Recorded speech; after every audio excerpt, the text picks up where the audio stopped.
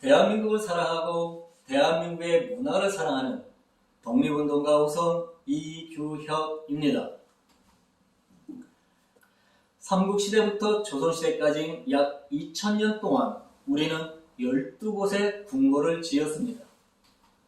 삼국시대의 고구려는 졸본성과 국내성과 평양에 지었고, 백제는 서울과 공주와 부여에, 그리고 신라는 경주에 궁궐을 지었습니다.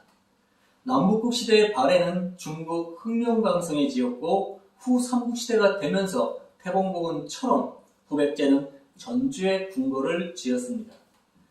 고려는 개경에, 조선은 한양에, 전궁인 경복궁 외에 4개의 궁궐을 지었고, 특별한 용도로 사용했던 온양행궁, 수원행궁, 남한산성행궁, 북한산성행궁 등이 있습니다.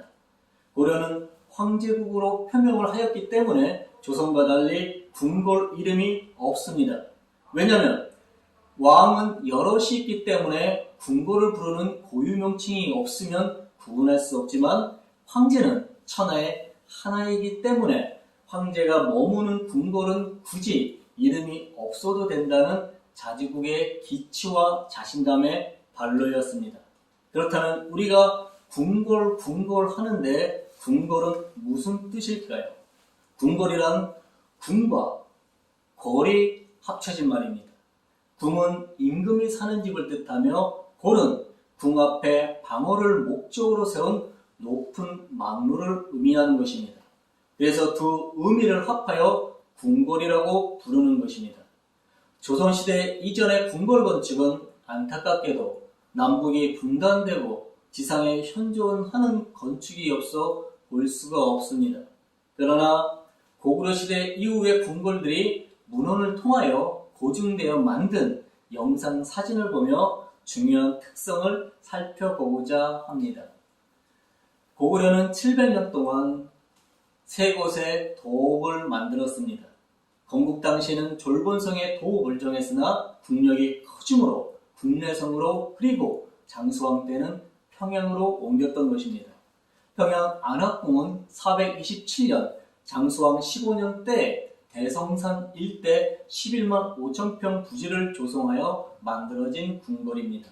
이 궁궐의 특징은 평소에는 안학궁에서 모든 정사를 돌보지만 전쟁 시에는 모두 대성산성으로 옮겨 전쟁에 대비하도록 되어 있습니다.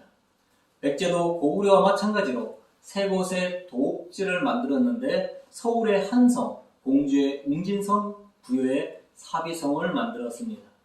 사비성은 협소한 웅진성에서 넓은 들에 있는 곳에 큰 도읍을 만들고자 538년 성왕 16년에 천도하였습니다.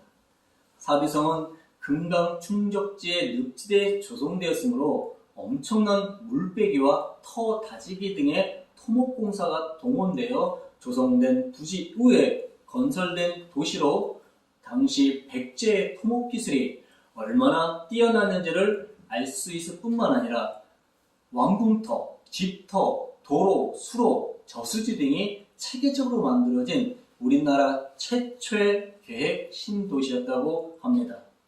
천년 왕조를 이어갔던 신라의 왕궁은 방월성을 중심으로 하여 북궁과 남궁과 분황사, 황룡사, 월지, 월정교 등으로 이루어진 거대하고 화려한 궁궐이었습니다. 통일신라시대 전성기에는 서라벌의 인구가 무려 100만 명에 이르는 국제적인 대도시로, 당시 중부 당나라의 수도 장안과 필적할 만한 동아시아 문화의 중심지였다고 합니다. 고려 궁궐은 개성 송악산 넓은 터에 조성되었습니다.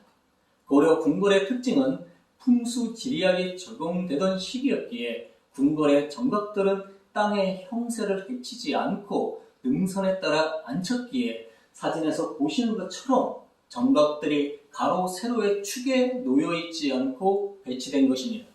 그러므로 정각들이 경사지에 따라 중층층이 있다 보니 건물이 더 웅장하고 위험있게 보이는 효과가 있었다고 합니다. 황제국을 표명했던 고려는 정전인 회경전까지 황궁의 상징인 5개의 문으로 구성되었습니다.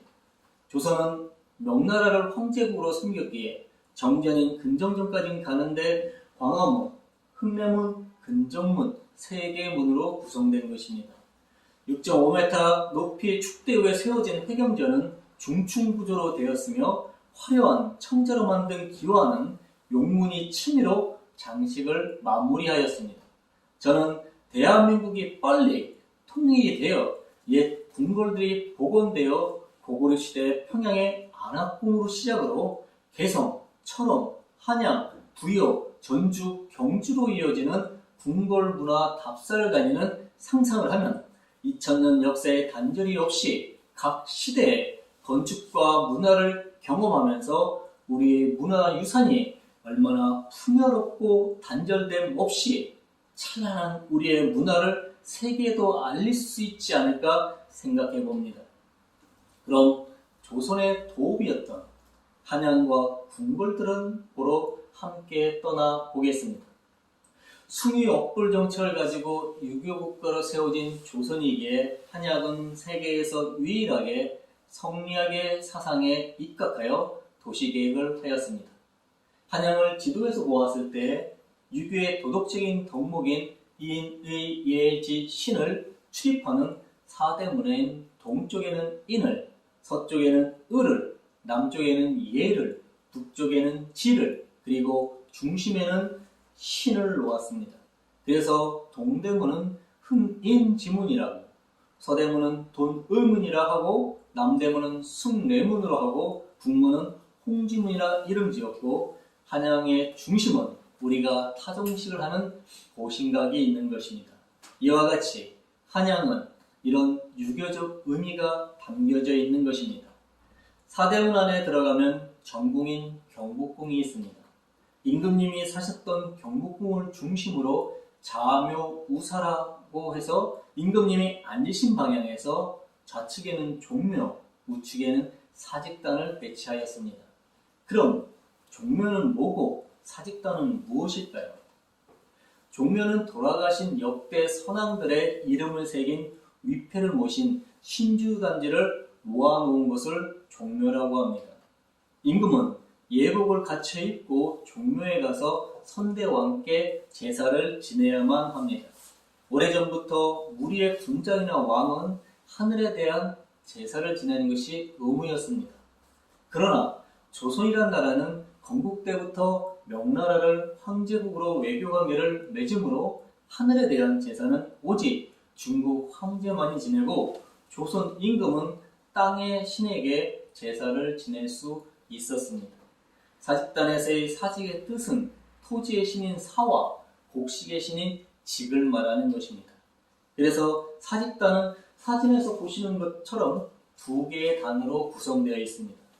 동쪽은 토지의 신에게 제사를 지내는 국사단, 서쪽은 곡식의 신께 제사를 드리는 국지단인 것입니다.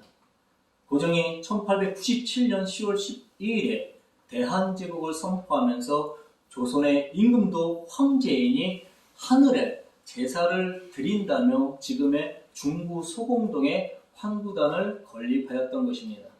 그러나 안타깝게도 일제 강점기 때에 황구단을 헐어버리고 철도 호텔, 지금의 웨스턴 조선 호텔을 세움으로 지금은 사진에서 보시는 황구단의 부속 건물인 황궁과 석조대문과 석고만 남아 있습니다.